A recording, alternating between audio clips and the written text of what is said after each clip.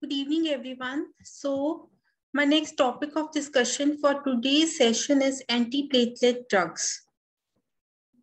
Now, antiplatelet drugs are the drugs which inhibit the aggregation of platelets in endothelium.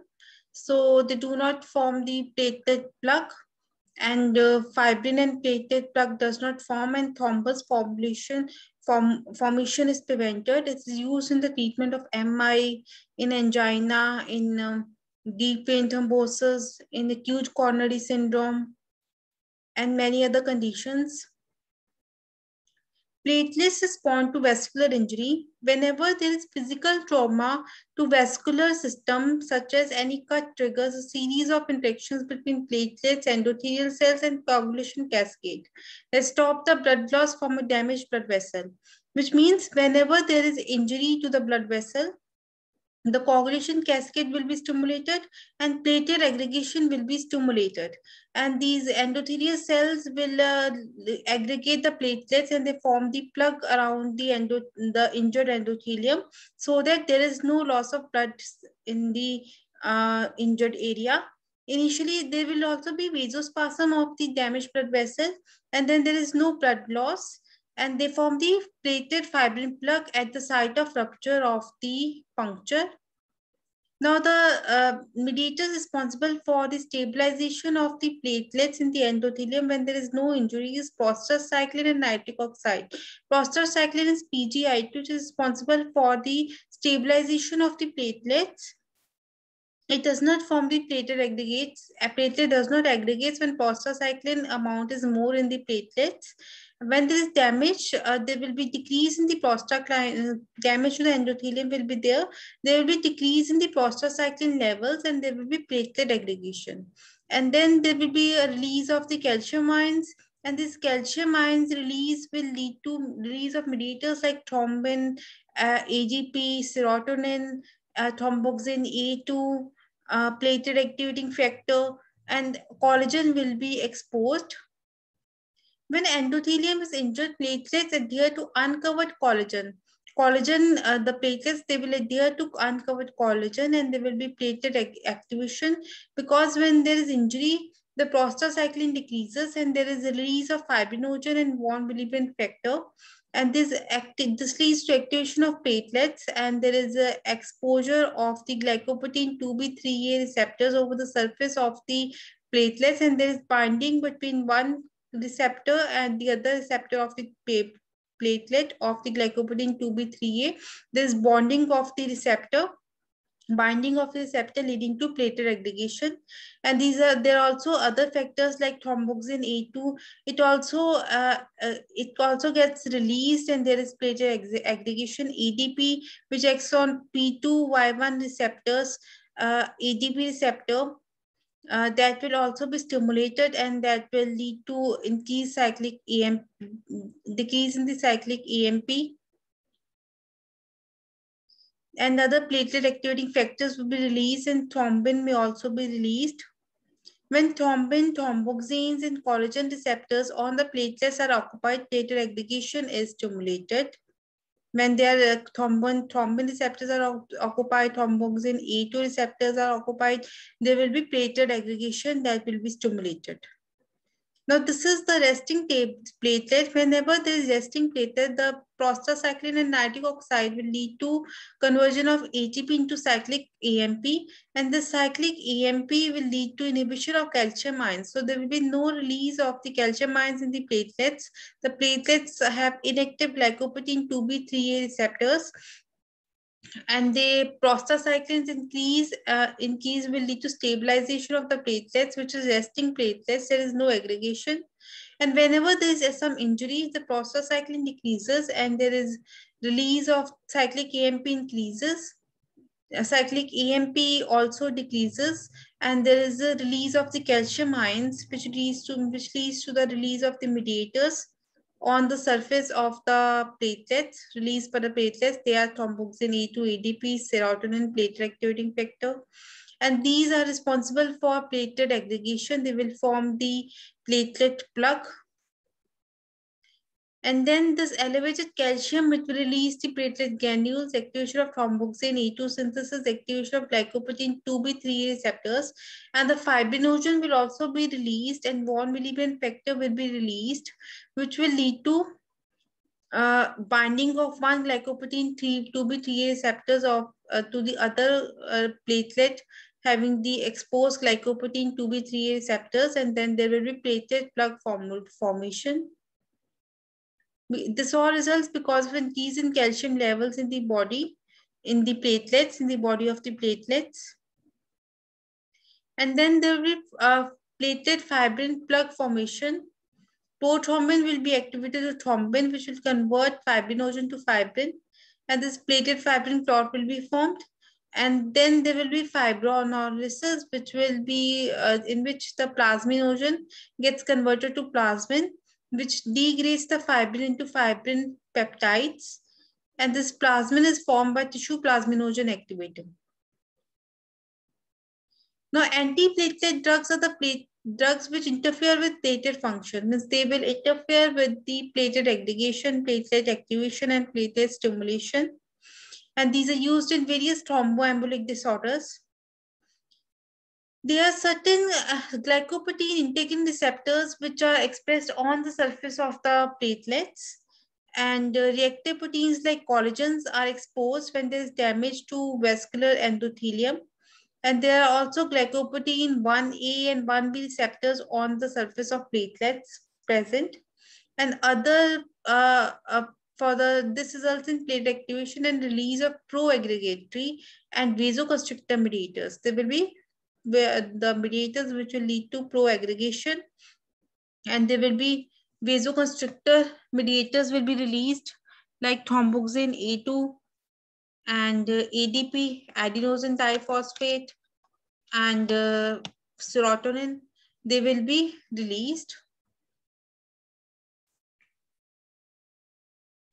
Now, platelets glycoprotein 2B3A receptor, whenever these mediators are released, there is a receptor present inside the body of the platelet, that is glycoprotein 2B3A receptor, which will be activated by the fibrinogen and von Willebrand factor, and it will undergo conformational change. The platelets will expose the glycoprotein T2B3A receptors on the surface of the platelets, and they will be binding with the help of fibrinogen and von Willebrand factor.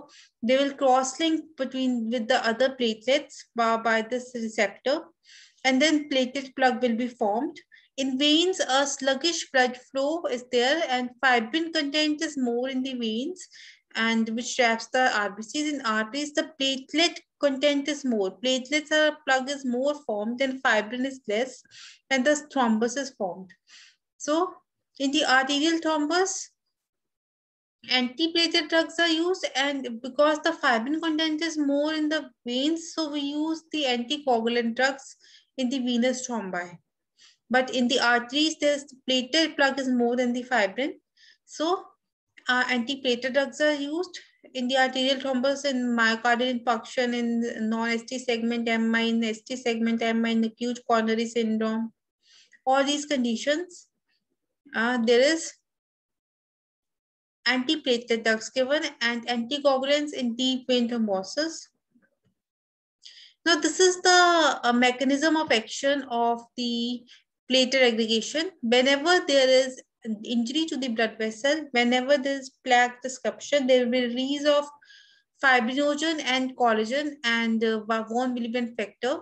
This von Willebrand factor will lead to fibrinogen. Von Willebrand factor will lead to activation of the platelets. They will expose the glycoprotein 2B3A receptors on the surface of the platelets. They will undergo conformational changes, platelets, and they will expose glycoprotein 2B3A receptors on the surface of the platelets. And other receptors like ATP receptors, thromboxane A2 receptors, they also get activated. And then thus there is platelet adhesion, and there is secretion of various mediators like thromboxane A2, ADP, and platelet recruitment and activation takes place, which will lead to glycoprotein 2B3A receptor activation. And when the activation of glycoprotein 2B3A receptor is there will be platelet aggregation. And for the platelet adhesion and secretion of the thromboxane A2, when calcium ions released are increased in the platelets, they will release thromboxane A2, ADP, serotonin, platelet activating factor, thrombin. So these will be released, and this thromboxane A2 action is inhibited by COX enzyme, cyclooxygenase enzyme, which is inhibited by aspirin. So aspirin is the antiplatelet drug. So the thromboxane A2 activity is which is pro-aggregatory. It will be inhibited by aspirin. ATP receptor on P2Y1 receptor ADPX. So ATP receptor blockers are ticlopidine. They have D in their name, all of them. Ticlopidine, clopidogrel, and prasugrel. They have the clopidogrel and ticlopidine have D in the name. So these are ATP receptor blockers, and these are irreversible. And reversible are cangrelor and ticagrelor. These are reversible.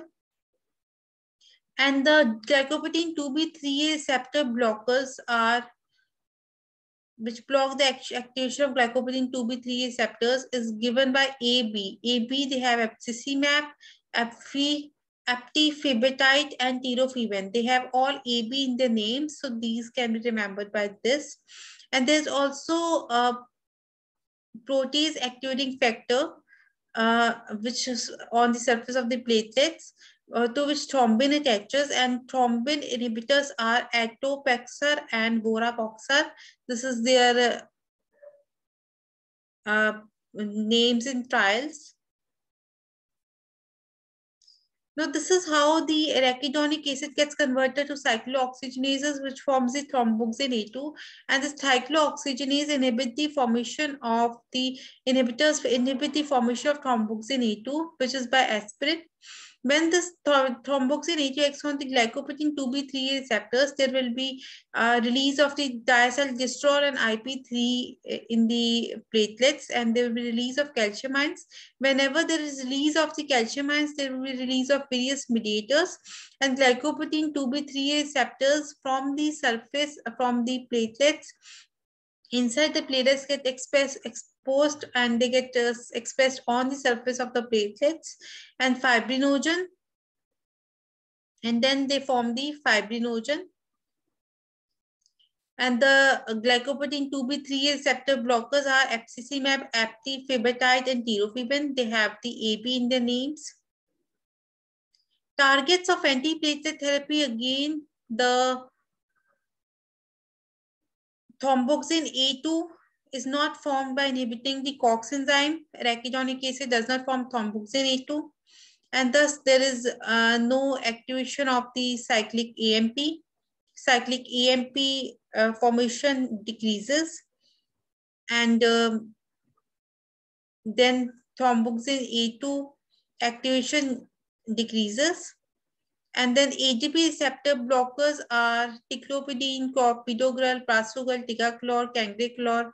They block the ATP receptor, so there is no activation of the platelets. And protease activating receptor are which acts on which the thrombin acts. These are atopoxar and vorapoxar. These are the receptors for thrombin. So again, when these are blocked, there will be no platelet aggregation. And glycoprotein 2B receptor, which is the fibrinogen receptor on which the fibrinogen attaches, and it forms the aggregation with the platelets, cross-linking with other platelets. That the receptor is blocked by abscimab, aptifibetide, and tirofiban. And there's also phosphodiesterase inhibitor, which increases the levels of cyclic AMP in the body, dipyridamole, which will also lead to a stabilization of the platelets and no activation of the platelets.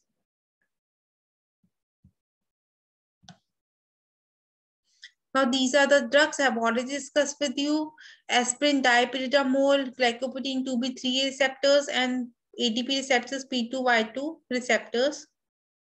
This is the mechanism of action of the aspirin. Already told you, aspirin does not convert the arachidonic acid into prostaglandin H2, which forms the thromboxane A2 by inhibiting the COX enzyme. And in the vascular endotheliums, they can synthesize new PGI2, but platelets cannot synthesize new thromboxane A2 because in the thromboxane A2, there is no thromboxane A2 is present in the platelets, and there is no nucleus present in the platelets. So they will no synthesize. There is no synthesis of the thromboxane A2 will not be there.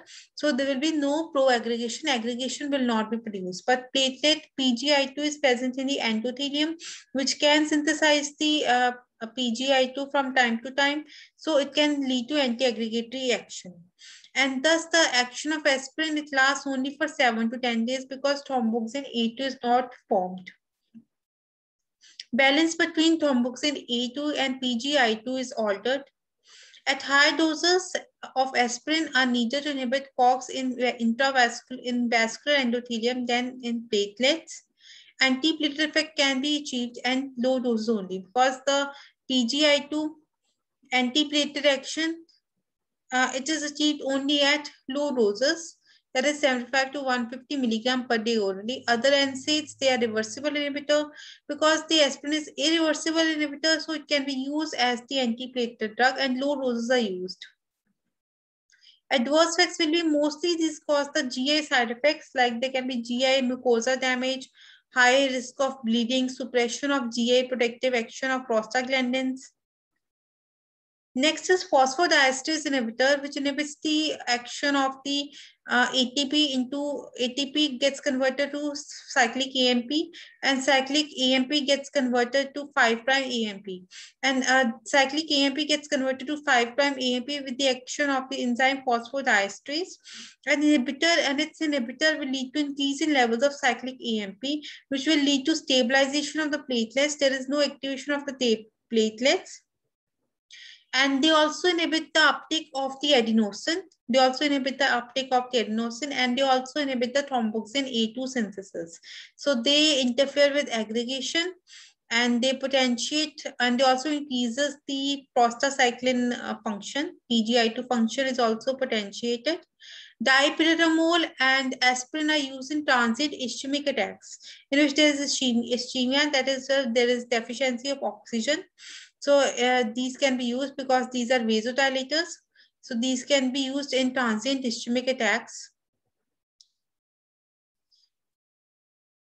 They enhance the platelet activating action of the aspirin. Combination may actually lower the risk of stroke. These are used in transient ischemic attacks. The combination of the dipyridamole with aspirin can reduce the risk of stroke in patients with transient ischemic attacks, but trials have failed to demonstrate additional benefit in the prophylaxis of myocardial infarction. In myocardial infarction, the trials have failed, but in transient ischemic attacks, dipyridamole is effective. Now, next is the ATP receptor blockers like ticlopidine, clopidogrel, which have D in their name. This they inhibit the ATP mediated platelet aggregation. They will lead to blocking of the calcium release. Calcium release will not be there, and this will inhibit the action of ADP. ADP action will be inhibited. Ticlopidine is the prodrug, 8 to 11 days to show maximal effect, used in secondary prevention of stroke and unstable angina. In unstable angina, it can be used and can be used in prevention of stroke. Because of various different mechanism of action, it has synergistic action on effect on platelets with aspirin. Side effects of ticlopidine is diarrhea. There can be abdominal pain, vomiting, headache, tinnitus, skin rash. Neutropenia and thrombocytopenia can also be seen with ticlopidine, and there can be hemolysis, lysis of the RBCs, and jaundice can occur, and bleeding can occur because it has the antiplatelet action. So bleeding, hemorrhagic stroke can occur. Clopidogrel is also the prodrug, slow onset of action, fewer side effects, only diarrhea, nausea, vomiting can occur, rashes can occur with this ticlopidine than with clopidogrel. Dose-dependent action within 5 hours of oral loading dose, 80% of platelet activity inhibited, and duration of antiplatelet effect is 7 to 10 days. About 50% of the ingested dose is absorbed and only a fraction of this is slowly activated. These are metabolized by the enzyme cytochrome P2C19. So it is 50% is inactivated by this enzyme, and these exhibit genetic polymorphism. So activation of clopidogrel and consequently its anti-platelet action shows higher inter-individual variability. So it is the metabolized by cytochrome 2C19. So genetic polymorphism can be there, and there can be many chances of inter-individual variability with this clopidogrel. And the most important adverse effect because of hemorrhage, it is antiplatelets with his bleeding. And the addition of aspirin to clopidogrel is found to double the incidence of serious bleeding among high-risk stroke patients. And the side effects are neutropenia and thrombocytopenia and other bone marrow toxicities are not seen with this clopidogrel, but ticlopidine shows neutropenia and thrombocytopenia to larger extent. And the side effects are just diarrhea, epigastric pain, or any rash. These are the common side effects with clopidogrel. Now, prasugrel is another most potent and faster acting drug. This is the fastest acting drug and it is most potent purinergic receptor blocker. It can be given in acute coronary syndromes and when strong antiplatelet action is required. It is also the product and it is completely rapidly absorbed and more completely activated, resulting in faster and most consistent platelet inhibition. And this is suitable for ST segment elevated MI because it has the rapid action. It is fastest and it is most potent ADP receptor blocker. It also shows 19% reduction in death from cardiovascular causes. Bleeding complications can occur and they are more serious. And patients with history of ischemic stroke, transient ischemic attacks are greater risk because they can cause vasodilatation, they can increase intracranial pressure, so there can be intracranial hemorrhage, bleeding can occur. They have the antiplatelet action. So prasugrel can cause intracranial hemorrhage in patients with ischemic stroke and transient ischemic attacks. Now, next is glycoprotein 2B3A receptors, which are activated by the expression of von Willebrand factor and fibrinogen. And this fibrinogen gets attached to the surface of the platelets, and they will cause the aggregation.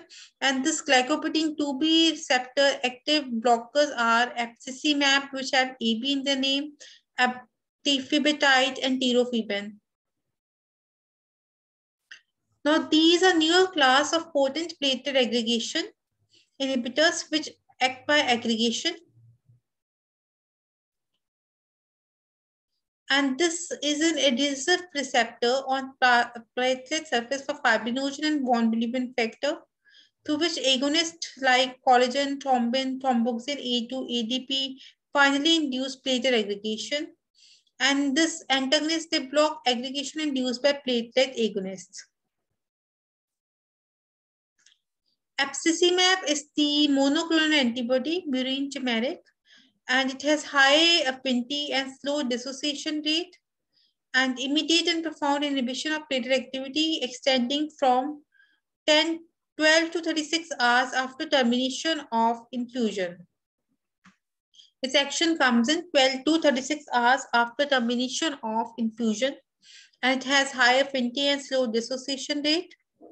It is non-antigenic and its risk again is hemorrhage, which can be induced by concomitant heparin therapy. We can give anticoagulant to treat hemorrhage.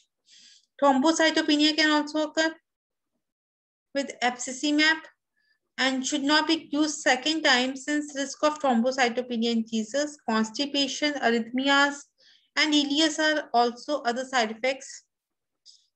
Tifibetide is a synthetic peptide that selectively binds to platelet surface.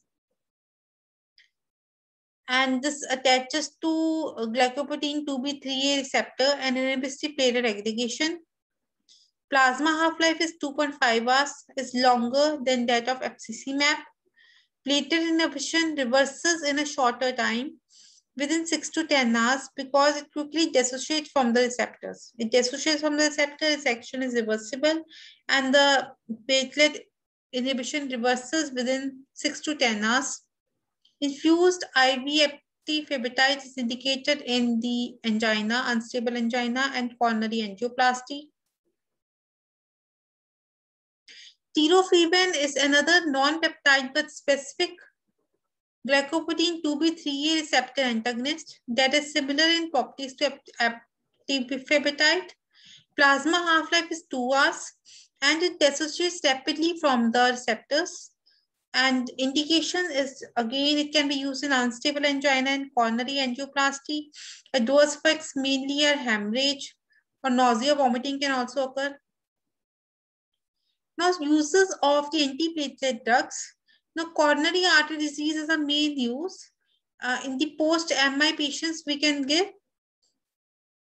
in the coronary artery disease, we can give aspirin 75 to 150 milligram per day to treat the coronary artery disease. In acute coronary syndrome, that is in angina, unstable angina, to reduce the risk of MI and sudden death, we give aspirin. Clopidogrel can be joined with aspirin when or this aspirin cannot be given. We can give clopidogrel, which is the ATP receptor blocker, with the aspirin to treat unstable angina. Non-ST segmentations, these can be managed without percutaneous coronary intervention and thrombolysis. Who are managed without percutaneous coronary intervention and thrombolysis are generally put on combination with aspirin and clopidogrel, which can be continued to 1 year. ST segment elevation, primary percutaneous coronary intervention with or without stent placement is the procedure of choice for ST segment MI.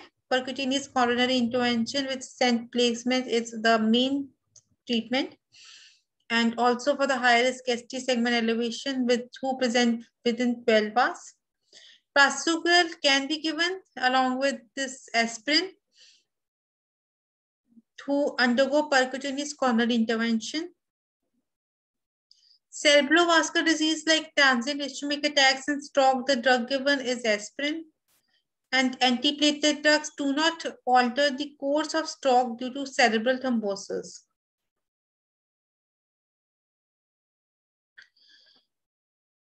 And prosthetic heart valves, arteriovenous shunts, antiplatelet drugs used with warfarin, which is the anticoagulant drug, can reduce the formation of microthrombi on arterial heart valves and the incidence of embolism. Aspirin is clearly effective, but increase the risk of bleeding due to warfarin. Aspirin can be given along with warfarin, prosthetic heart valves, and in arteriovenous shunts.